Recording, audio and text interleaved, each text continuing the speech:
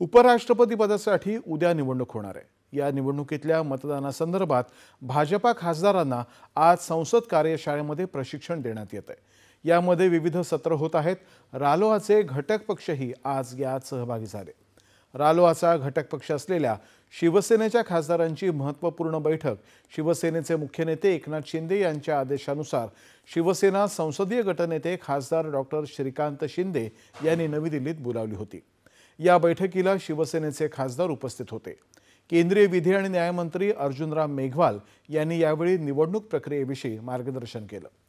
उपराष्ट्रपती पदासाठी रालोआचे उमेदवार डॉक्टर सी.पी. राधाकृष्णन यांना जास्तीत जास्त मतांनी निवडून आणता यावं यासाठी तयारी करण्यासाठी ही बैठक बोलावण्यात आली होती।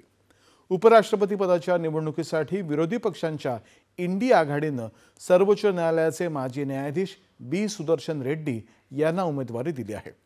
रालोआचे उपराष्ट्रपती पदाचे उमेदवार सी.पी. राधाकृष्णन प्रचंड बहुमताने जिंकतील असा विश्वास केंद्रीय मंत्री प्रल्हाद जोशी यांनी व्यक्त केलाय। इंडी आघाडीच्या घटक पक्षांनीही निवडणूक प्रक्रियेसाठीची रंगीत तालीम केली। यावेळी उपस्थित खासदारांना प्रक्रिया समजावून सांगण्यात आली।